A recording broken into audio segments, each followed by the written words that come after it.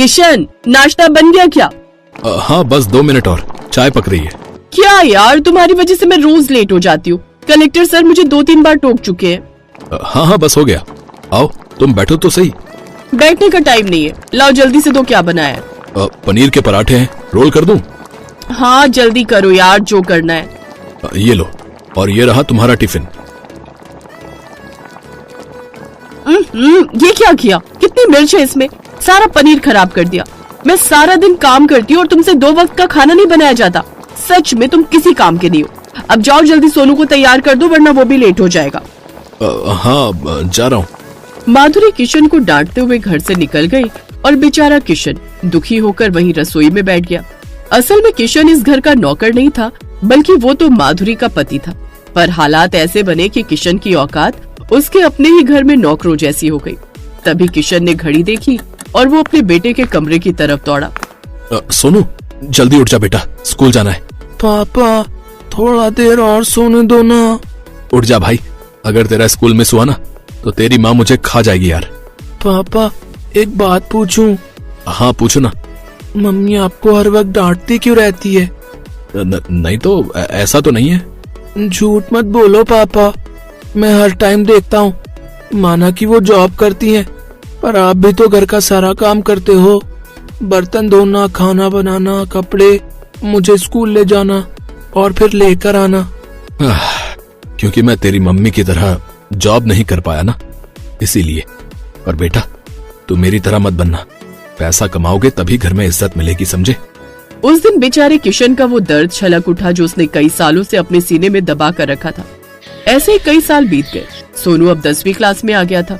उधर माधुरी की पोस्ट भी बढ़ गई थी और सैलरी भी। लेकिन सैलरी बढ़ने के साथ माधुरी का घमंड भी सारी हदें पार कर गया था। वो बेचारी किशन को अपने पांव की जूती समझने लगी थी। लेकिन फिर एक दिन किशन की हिम्मत और उसका दिल जवाब दे गया। किशन को हार्ट अटैक पड़ा और माधुरी विधवा हो गई। बेचारा सोनू अपने पापा को खो बैठा। किशन, तुम क्यों चले गए? इतनी जल्दी क्या थी? अब घर का काम कौन करेगा? मैं नौकरी करूंगी या घर की जिम्मेदारी उठाऊंगी? माधुरी की बात सुनकर उसके बेटे सोनू को बहुत गुस्सा आया, पर वो भी अपनी माँ से डरता था तो वो कुछ नहीं बोला। फिर एक दिन, सोनू इधर आओ। हाँ जी मम्मी। देखो, अब तुम बड़े हो गए हो। तुम तो जानते हो कि मैं एक गवर्नमेंट एम्प्लॉय हूँ। अगर मैं काम नहीं करूंगी तो पैसे कहाँ से आएंगे? वैसे भी तुम्हारे बाप ने तो जिंदगी भर एक पैसा नहीं कमाया। तो बेटा, तुम अब अपनी जिम्मेदारी लेना सीखो। खाना बनाना, कपड़े धोना। समझ में आ रहा है ना मैं क्या कह रही हूँ? हाँ मम्मी, मैं समझ गया। उस दिन से सोनू की जिंदगी बदलने वाली थी। माधुरी ने उसे घर के सारे काम सिखाए और फिर धीरे धीरे सोनू की भी वही हालत हो गई जो कभी उसके पापा किशन की थी। ये सब कैसे हो गया, सोनू को खुद पता नहीं चला। वो तो बस अपनी माँ की मदद करता था, पर असल में वो भी अब घर का नौकर ही था। घर के कामों के चलते वो पढ़ाई पर ध्यान नहीं दे पाया और फेल हो गया। नतीजा, उसकी माँ ने गुस्से में उसकी पढ़ाई ही बंद करवा दी। ऐसे कुछ और साल बीते और फिर एक दिन माधुरी ने सोनू की शादी करवा दी। अरे माधुरी बहन, तुम्हारी बहू तो बड़ी सुंदर है। सिर्फ सुंदर ही नहीं, गवर्नमेंट जॉब में भी है, मेरे साथ ही काम करती है। अरे वाह, सास बहू दोनों सरकारी जॉब में, क्या बात है। हाँ, वो परेशान थी कि शादी के बाद पता नहीं वो कैसे घर और काम मैनेज करेगी। वो तो कोई ऐसा लड़का ढूंढ रही थी जो उसे घर के कामों में हेल्प कर दे। जैसे ही मुझे ये बात पता चली तो मैंने तो उससे कह दिया कि थोड़ा नहीं, घर का सारा काम करेगा मेरा सोनू। बस फिर क्या था, एकदम मान गई शादी के लिए। अरे वाह, तुम्हारे सोनू की तो किस्मत ही खुल गई। माधुरी को लगता था कि उसने अपनी तरह सरकारी नौकरी करने वाली बहू लाकर सोनू की जिंदगी संवार दी है। लेकिन हुआ इसका उल्टा, क्योंकि अब तो बेचारे सोनू की 2-2 मालकिनें थी। सोनू, सोनू कहाँ हो तुम? हाँ, क्या हुआ? ये देखो मेरी साड़ी कितनी गंदी है, तुमने ये धोई नहीं क्या? कसम से यार, धोई थी मैंने। अरे क्या हुआ, सुबह सुबह क्यों चिल्ला रही हो मानसी? देखो ना मम्मी, ये सारा दिन घर में पड़ा रहता है, पर ये नहीं कि मेरी एक साड़ी ढंग से धो दे। कसम से मम्मी, मैंने धोई थी। अरे क्या खाक धोई है? इतनी गंदी है ये अभी भी। मम्मी, आपने तो कहा था कि आपका बेटा सारा काम जानता है, पर इसे तो कपड़े धोने भी नहीं आते। मानसी सोनू के मुंह पर अपनी साड़ी फेंककर गुस्से में वहाँ से चली गई। उस दिन पहली बार माधुरी को सोनू के लिए बुरा लगा, लेकिन मानसी को बहू तो वही बनाकर लाई थी, तो वो चुप रह गई। लेकिन इस घटना के बाद सोनू का दिल टूट गया। अगले दिन सोनू के बचपन का दोस्त अनिल उसके घर आया, जिसका ननिहाल सोनू के घर के पड़ोस में ही था। और फिर ओए सोनू, क्या कर रहा है? अरे वाह अनिल, कितने दिन बाद आया यार तू। कैसा भाई? ओ मैं तो ठीक हूँ यार, पर तुझे क्या हुआ? और कितना दुबला पतला हो गया यार। खैर और बता, क्या कर रहा है आजकल? कौन? मैं कुछ नहीं भाई। अरे मैं पूछ रहा हूँ यार कि अपना काम कर रहा है या फिर कोई जॉब कर रहा है तू? नहीं, मैं तो बस घर में। इतना कहकर सोनू चुप हो गया। उसकी आंखों से आंसू बहने लगे। जब अनिल ने उसे कुरेदा तो सोनू ने उसे सारी बात बता दी। अनिल को बहुत गुस्सा आया, साथ ही सोनू पर बहुत दया भी। भाई तेरी हालत तो बहुत बुरी है। बात साफ है यार, तू जब तक पैसा नहीं कमाएगा तेरी औकात यही रहेगी, नौकरों वाली। तो तुझे ये सब बदलना ही होगा। पता है, मेरे पापा भी यही बोलते थे। तू ठीक कह रहा भाई, मैं अपनी किस्मत बदलूंगा। बस तेरी थोड़ी मदद चाहिए मुझे। इसके बाद सोनू और अनिल ने काफी देर तक बातें की। फिर अगली सुबह, सोनू चाय कहाँ है मेरी, और नाश्ता बना कि नहीं? दोनों सास बहू गुस्से में चिल्ला रही थी, लेकिन आज बिल्कुल शांति थी। दोनों तेज कदमों से रसोई में पहुंची तो वहाँ कोई नहीं था। बस एक चिट्ठी पड़ी थी जिसमें सोनू ने लिखा था कि वो घर छोड़कर जा रहा है। चिट्ठी पढ़ते दोनों सास बहू हैरान रह गई, लेकिन उन्हें अब भी इसी बात की चिंता थी कि अब घर का काम कौन करेगा। इस बात को पूरे 8 साल बीत गए। फिर एक दिन, रमा चाय कहाँ है? बस 2 मिनट मैडम। रमा मेरा टिफिन बन गया? हाँ बड़ी मैडम, बस हो रहा है। क्या रमा, कितने साल हो गए तुम्हें यहाँ काम करते हुए, पर तुमसे कभी कुछ टाइम पर नहीं होता। अरे तुमसे तो अच्छा सोनू था, काम भी करता था और उसे पैसे भी नहीं देने पड़ते थे।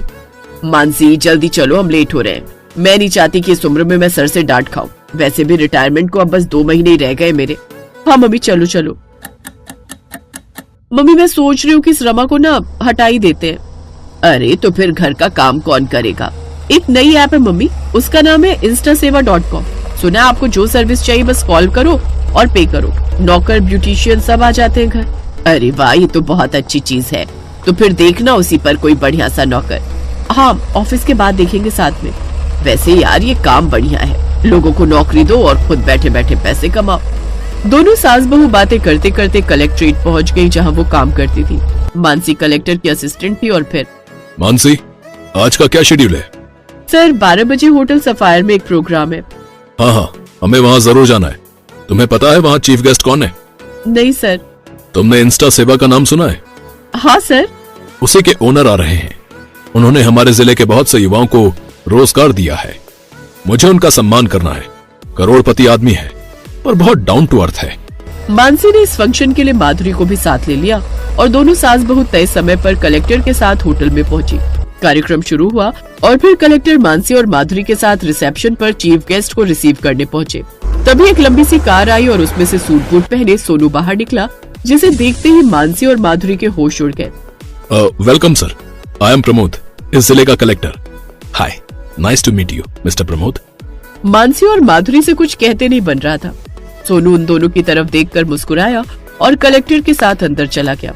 लेकिन मानसी और माधुरी के कदम अब वहीं जम गए थे, क्योंकि उनके अंदर सोनू का सामना करने की हिम्मत ही नहीं थी।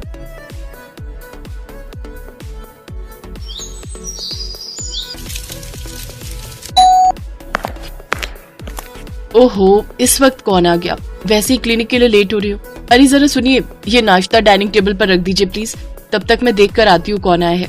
पर मैं भी तो ऑफिस के लिए लेट हो रहा हूँ। तुम जूही को बोल दो ना।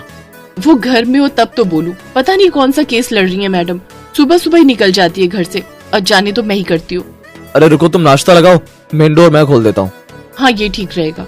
इसके बाद सरिता अपना बनाया हुआ नाश्ता डाइनिंग टेबल पर लगाने लगी, जहाँ पहले से ही उसका देवर मुकेश और सास लीला बैठे हुए थे।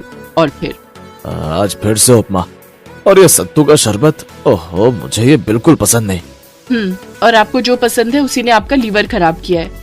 देखो मुकेश भैया, अभी उम्र कम है तो खाने पीने को ठीक करके ही बात बन जाएगी, वरना बाद में। बस बस भाभी, मैं समझ गया, मैं खा रहा हूँ। माँ जी, अब ये लीजिए, आप भी शुरू कीजिए। हाँ बेटा लाओ। अब ये राकेश कहाँ रह गया? अरे हाँ, वो तो मेन डोर खोलने गए थे, मैं देखती हूँ। इतना कहकर सरिता घर के मेन डोर की तरफ जाने लगी, लेकिन तभी राकेश उधर से आ गया। उसके हाथों में एक कागज था और चेहरे पर परेशानी, जिसे देखकर सरिता ने पूछा, क्या हुआ जी, कौन था? ये नोटिस आया है कोर्ट से, तो तुम्हारे खिलाफ है। मेरे खिलाफ? पर मैंने क्या किया? अब लाइए मुझे दिखाइए। ये कहकर सरिता ने वो नोटिस लिया और उसे बहुत ध्यान से पढ़ने लगी। उस नोटिस को पढ़ते हुए सरिता का चेहरा गुस्से से लाल होता गया। और फिर वो तिलमिलाती हुई अपने देवर मुकेश के पास गई। ये क्या है भैया, आपकी बीवी को आखिर दिक्कत क्या है मुझसे? ये नोटिस क्या मतलब है इसका? वो वकील है तो क्या कुछ भी करेगी? भाभी इस सब के बारे में कुछ नहीं पता। अब रुकिए, पहले मैं इसे पढ़ लेता हूँ। उसकी जरूरत नहीं है, मैं ही बता देती हूँ आपको कि आपकी इंसाफ पसंद बीवी ने क्या इल्जाम लगाया है मुझ पर। पहले तो ये कि मैं इस घर में हिटलर की तरह बर्ताव करती हूँ। बोलिए, क्या ये सही है? नहीं भाभी, बिल्कुल भी नहीं। हाँ, और दूसरा इल्जाम ये कि मैं इस घर के लोगों को टॉर्चर कर रही हूँ अपना बनाया हुआ बेस्वाद खाना खिलाकर। माँ जी आप बताइए, मैं क्या गलत करती हूँ? मैं एक डॉक्टर हूँ, इसलिए अच्छे से समझती हूँ कि इस घर में किसको क्या खाना चाहिए। सारा दिन क्लिनिक में ऐसे ऐसे पेशेंट्स देखती हूँ कि मन घबरा जाता है मेरा। मैं तभी तो ओहो, इतना परेशान मत हो बेटा। अब जूही तुमसे छोटी है, देवरानी है तुम्हारी, नादान है। उसे घर आने तो मैं बात करती हूँ उससे। रहने दीजिए माँ जी, आपकी छोटी बहू बात करने में नहीं बल्कि सीधा कोर्ट में जिरह करना जानती है, तो फिर ठीक है। इस बार मैं भी उसे उसी की भाषा में जवाब दूंगी। सुनिए, कल हम कोर्ट जाएंगे और आप सब मेरी तरफ से बोलेंगे, ठीक है ना? लेकिन सरिता, इस सब की जरूरत नहीं है। बिल्कुल जरूरत है। अब बात मेरे आत्मसम्मान की है, जिसे मैं कोर्ट से जीत कर ही लौटूंगी। तो इस तरह देवरानी जेठानी के बीच आर पार की लड़ाई छिड़ गई। असल में सरिता पेशे से एक डॉक्टर थी, दूसरी तरफ उसकी नई नवेली देवरानी जूही जो कि पेशे से एक वकील थी। उसे शुरू से ही बाहर के खाने का बहुत शौक था, साथ ही उसे किसी के सामने झुकना तो कतई बर्दाश्त नहीं था। असल में ये सब शुरू तब हुआ जब जूही ने शादी के बाद पहली बार सरिता के हाथों का बना खाना खाया। भाभी, ये लौकी ये कौन खाता है? और ये रोटी ये कितनी मोटी है? हाँ, क्योंकि ये मल्टीग्रेन आटे से बनी है और अभी गर्मियों के दिन है तो लौकी बेस्ट होती है। लेकिन भाभी, ये सब तो टेस्टलेस है। अब मैं तो ये नहीं खा सकती। मुझे लगा था कि मेरे स्वागत के लिए आपने कुछ चाइनीज बनाया होगा जो मुझे बहुत पसंद है। खैर कोई बात नहीं, मैं खुद ही बना लेती हूँ। रुको जूही, खाना बन चुका है और अब दोबारा कुछ नहीं बनेगा। तुम्हें पता है ना मुकेश भैया का? हाँ पता है, इनका लीवर फैटी है और ये बहुत कॉमन है आजकल। भाभी, इतना लोड लेने की जरूरत नहीं है। और वैसे भी आपकी तरह मैं भी इस घर की बहू हूँ और इस घर की रसोई पर मेरा भी उतना ही अधिकार है जितना कि आपका। ये कहकर जूही रसोई में गई और उसने अपनी पसंद का चाइनीज खाना बनाया और बस उसके बाद से ही दोनों बहुओं में हर रोज खाना बनाने को लेकर कहासुनी होने लगी। और अब जेठानी होने के नाते सरिता का पलड़ा भारी पड़ने लगा, तो जूही ने अलग पैतरा अपनाया और सरिता के नाम कोर्ट से नोटिस भिजवा दिया, जिसे एक चुनौती मानकर सरिता भी तैयार थी अपनी देवरानी को मुंह तोड़ जवाब देने के लिए। हाँ तो मिसेस सरिता, अब आप ही कोर्ट को बताइए कि आपको किसने हक दिया अपने ससुराल वालों को इस तरह टॉर्चर करने का? ऐसा आपको लगता है मैडम, मैं अपने घर वालों को टॉर्चर नहीं कर रही बल्कि उनका बेहतर तरीके से ख्याल रख रही हूँ ताकि वो कभी बीमार न पड़े। लेकिन सरिता जी, आपका बनाया हुआ उपमा, ढोकला और वो सूखी इडली खा खा कर बेचारे घर वाले अपने टेस्ट बड्स ही खो चुके। उसका क्या? सच कहूँ तो सबकी जीने की इच्छा ही खत्म कर दी आपने। शट अप, ये सरासर झूठ है। योर ऑनर, आप मेरी सास, मेरे पति और मेरे देवर को यहाँ बुलाकर पूछ लीजिए, फिर दूध का दूध और पानी का पानी हो जाएगा। इसके बाद राकेश, मुकेश और लीला को बारी बारी कटघरे में बुलाया गया, लेकिन नतीजा कुछ नहीं निकला, क्योंकि दोनों बहुओं में से किसी एक का पक्ष लेना किसी के भी बस की बात ही नहीं थी।